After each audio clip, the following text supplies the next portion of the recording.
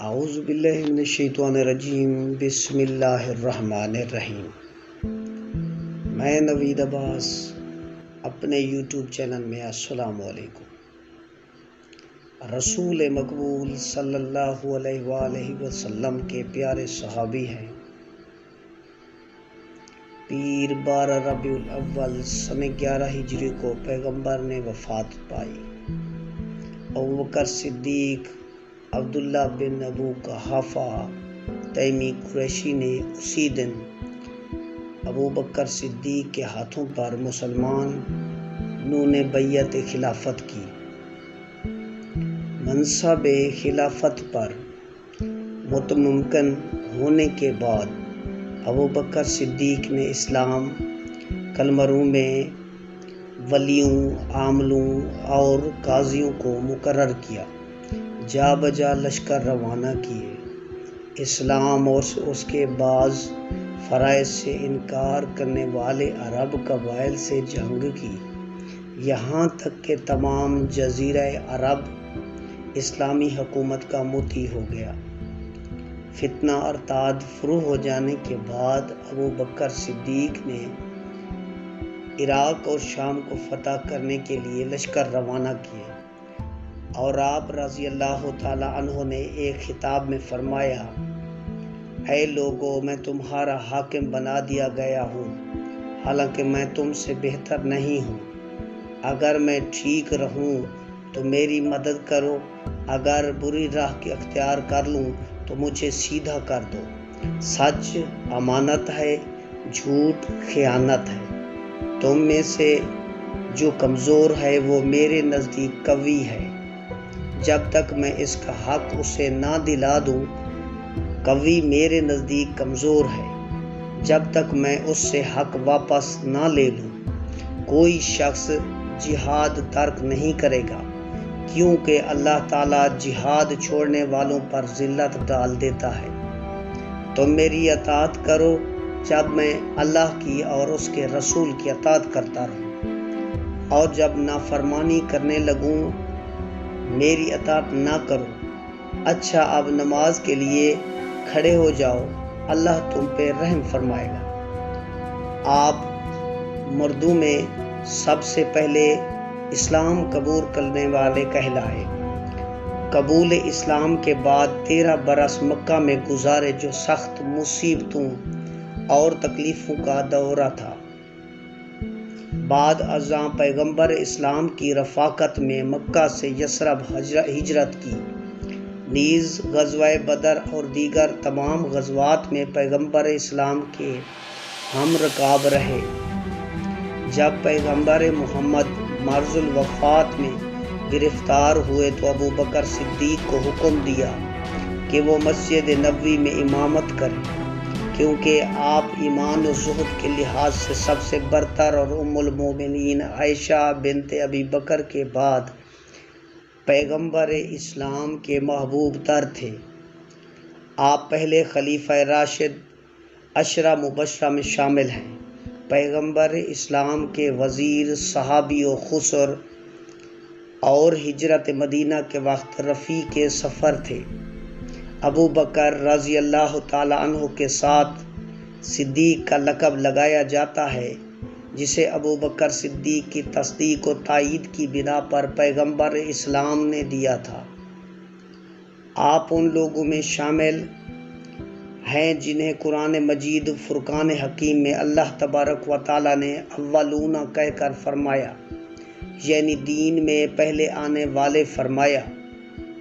عبداللہ کنیت ابو بکر اور لقب صدیق ہے اور عتیق ہیں۔ آپ کے والد کا نام عثمان اور کنیت ابو قحافہ ہے۔ والدہ کا نام سلمہ اور کنیت ام الخیر ہے۔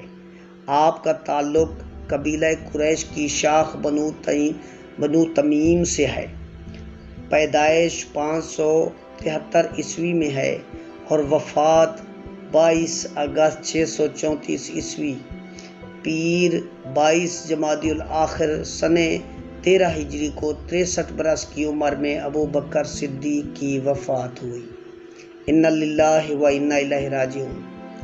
عہد جاہلیت میں آپ کا نام عبدالکعبہ تھا، جو حضور نے بدل کر عبداللہ رکھ دیا تھا۔ عبدالکعبہ کی وجہ تسمیہ کچھ یوں ہے۔ بعض روایات کے مطابق آپ کے والد کے ہاں لڑکے زندہ نہیں رہتے تھے، اس لیے انہوں نے نظر مانی کہ اگر ان کے ہاں لڑکا پیدا ہوا اور زندہ رہا تو وہ اس کا نام عبدالکعبہ رکھیں گے اور اسے خانہ کعبہ کی خدمت کے لیے وقف کر دیں گے۔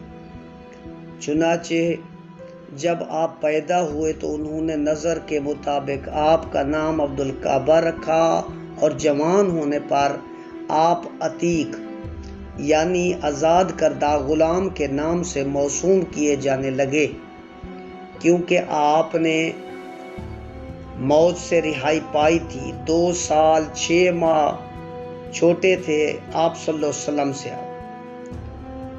ام المومنین حضرت عائشہ بنت ابی بکر سے مروی ہے کہ نبی کریم صلی اللہ علیہ وآلہ وسلم اور حضرت ابو بکر صدیق رضی اللہ تعالیٰ عنہ میرے پاس بیٹھے اپنی ولادت کا تذکرہ فرما رہے تھے۔ آپ دونوں کی گفتگو سے مجھے اندازہ ہوا کہ حضور نبی کریم حضرت ابو بکر صدیق رضی اللہ تعالیٰ عنہ سے عمر میں بڑے ہیں۔ آپ سے پہلے حضور نبی کریم کی زوجہ ام المومنین حضرت خدیجہ بنت خولد نے اسلام قبول کیا تھا۔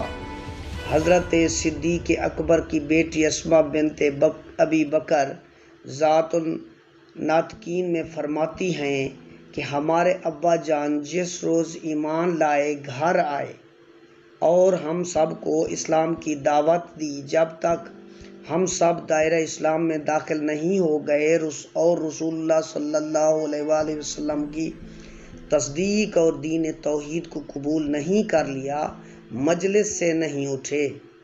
عشرہ مبشرہ میں سے 5 آدمی عثمان بن عفان، زبیر بن عوام، طلحہ بن عبید اللہ، سعد بن ابی وقاص، عبد الرحمن بن عوف رضی اللہ تعالیٰ عنہم اجمعین آپ کی رہنمائی اور ترغیب سے دولت اسلام سے سرفراز ہوئے۔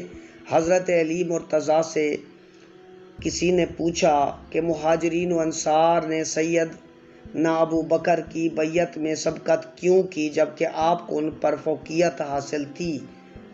علی مرتضیٰ علیہ السلام نے جواب دیا، سیدنا ابو بکر کو 4 باتوں میں فوقیت حاصل تھی، مجھ پر میں ان کا ہمسر نہیں تھا، اسلام کا اعلان کرنے میں، ہجرت میں پہل کرنے میں، غار میں حضور نبی اکرم صلی اللہ علیہ وسلم کے ساتھ ہونے اور اعلانیہ نماز پڑھنے میں وہ مجھ سے آگے تھے۔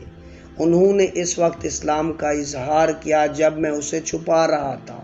قریش مجھ کو حقیر سمجھتے تھے جبکہ وہ ابو بکر کو پورا وزن دیتے تھے۔ اللہ کی قسم، اگر سیدنا ابو بکر کی یہ خصوصیات نہیں ہوتی تو اسلام اس طرح نہ پھیلتا، اور طالوت کے ساتھیوں نے نہر سے پانی پی کر جس کردار کا اظہار کیا تھا، اسی طرح کے کردار کا اظہار لوگ یہاں بھی کرتے ہیں۔ دیکھتے نہیں کہ جہاں اللہ تعالیٰ نے دوسرے لوگوں کو ڈانٹتا ہے وہاں سیدنا ابو بکر کی تعریف بھی کی ہے۔ مردوں میں سب سے پہلے اسلام حضرت ابو بکر صدیق نے قبول کیا، اور عورتوں میں سب سے پہلے اسلام ام المومنین حضرت خدیجہ نے قبول کیا، جبکہ بچوں میں سے سب سے پہلے اسلام سیدنا علی مرتضیٰ نے قبول کیا۔ سب سے پہلے جن ہستیوں نے قبول اسلام کی دعوت پر لبیک کہا وہ تھیں حضرت ابو بکر صدیق، حضرت خدیجۃ الکبریٰ، حضرت علی مرتضیٰ، حضرت زید بن حارث۔ حضرت خدیجہ نبی کریم صلی اللہ علیہ وسلم کی اہلیہ تھی۔ حضرت علی نبی کریم صلی اللہ علیہ وسلم کے نابالغ چچا زاد بھائی تھے اور آپ کے زیر کفالت تھے۔ حضرت زید بن حارثہ پہلے حضور نبی کریم صلی اللہ علیہ وسلم کے غلام تھے، پھر آپ نے ان کو آزاد کر دیا، لیکن انہوں نے آپ کا خادم بن کر آپ کے ساتھ ہی رہنے کو ترجیح دی۔ چنانچہ حضور نبی کریم صلی اللہ علیہ وسلم نے ان کو اپنا بیٹا بنا لیا تھا۔ اس لحاظ سے تینوں حضور نبی کریم صلی اللہ علیہ وسلم کے گھر کے افراد تھے۔ ابو بکر صدیق گھر سے باہر کے آدمی تھے، تاہم انہوں نے عامت الناس میں سب سے پہلے قبول اسلام کا شرف کیا، اس لیے اول المسلمین کہلائے۔ دوستو، اگر ہماری یہ کوشش آپ کو اچھی لگے تو ضرور کمنٹس کریں تاکہ ہماری حوصلہ افزائی ہو، اور میرے چینل کو سبسکرائب، لائک، شیئر کریں۔ شکریہ، والسلام۔